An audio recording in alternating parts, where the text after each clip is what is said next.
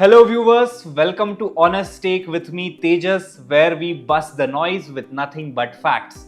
Today marks the Punyatithi, the death anniversary of Pandit Jawaharlal Nehru, India's first Prime Minister, the man who took a battered, bloodied post-partition India and dared to dream of democracy, science and secularism.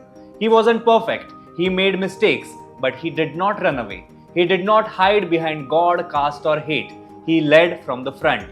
And yet, today, he has become everyone's favorite punching bag in politics. Traffic jam in Bengaluru? Blame Nehru. Poverty in 2024? Nehru's fault. Pollution, population, Pakistan? Somehow Nehru did it all.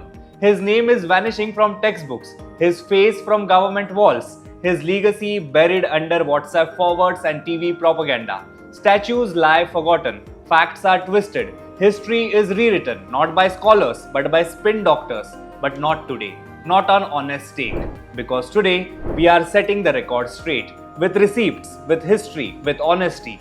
This is not a tribute, this is a takedown of 10 of the biggest lies ever spread about Pandit Jawaharlal Nehru.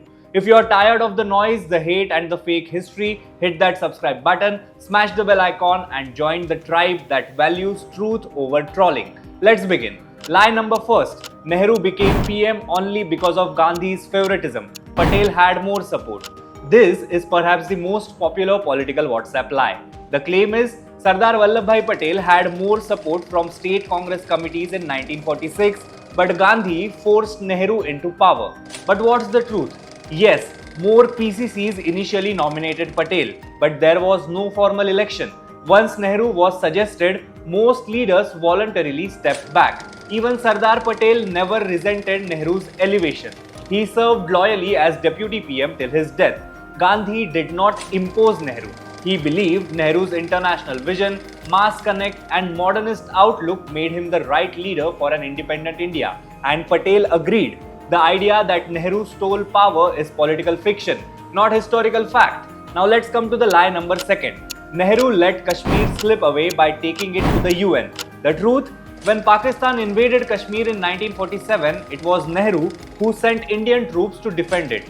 The Kashmir's Maharaja had signed the instrument of accession, legally making Kashmir part of India. Yes, Nehru took the issue to the UN, but only after Pakistan invaded.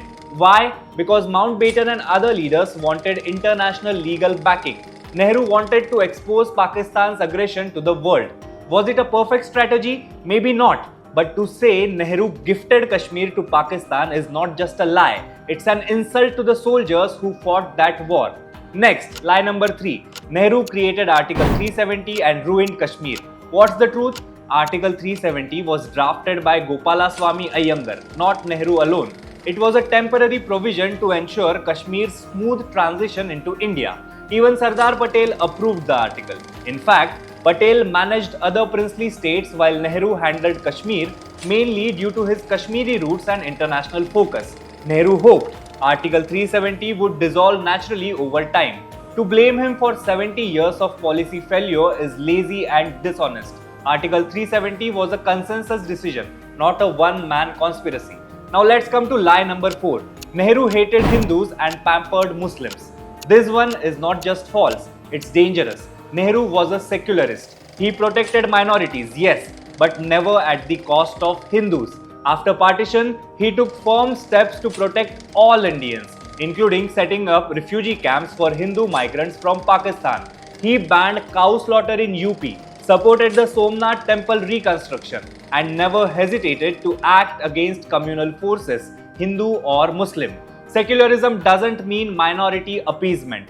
It means equal respect, and Nehru practiced that with integrity. Now, lie number 5th. Nehru lost 1962 war with China because he was weak. Yes, India lost the 1962 war, a national tragedy. But let's talk facts. China betrayed India after years of talks. Nehru had hoped for Asian solidarity, but China had other plans. India was militarily unprepared, but Nehru wasn't alone in this failure. The defense and intelligence leadership also misjudged Chinese intentions. After the war, Nehru strengthened India's military like never before. Let's not forget, this is the same man who built India's atomic program, DRDO and ISRO. Weak? No. Idealistic? Yes, but not weak. Now let's come to lie number 6. Nehru ignored Netaji and was responsible for his death. There is zero evidence to suggest Nehru had anything to do with Netaji Subhas Chandra Bose's death.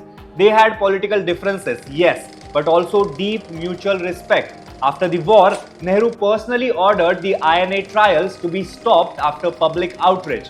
He ensured pensions for INA soldiers. The mystery of Netaji's death is still debated, but accusing Nehru without proof is not history, it's hate. Now, lie number 7. Nehru was anti-army and did not care for national security. This is simply untrue. Nehru established India's defense institutions from scratch. The DRDO, National Defense Academy NDA, and the Atomic Energy Commission. He brought in experts like Homi Bhabha and General Thimayya.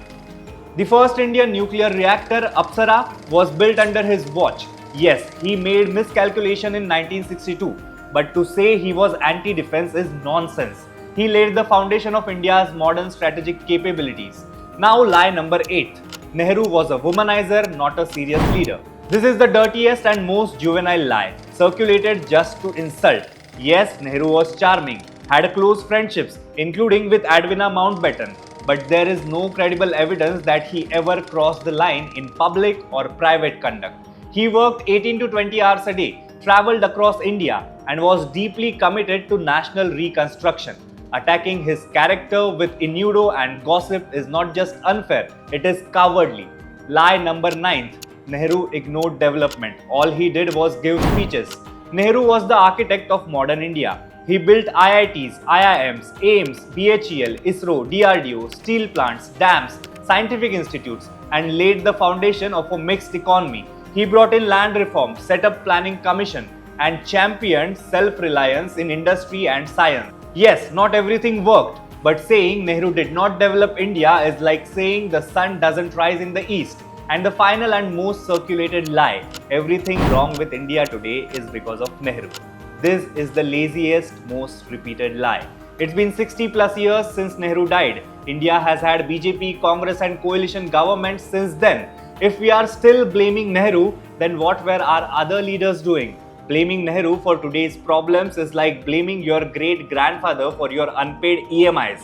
We should study him critically, but not turn him into a villain to hide today's failures. Pandit Nehru was not perfect. He made mistakes, but he was never anti-national, never corrupt, and never communal. He gave India a democratic foundation, a scientific vision, and a sense of identity after centuries of colonial rule. On his Punyatithi, let's stop the hate. Let's read more, shout less. Question, yes, but with facts, not fiction. Because erasing Nehru does not elevate anyone. It only weakens our understanding of what it took to build this nation from scratch. This was your honest take for today. Stay sharp, stay curious, and don't stop asking questions.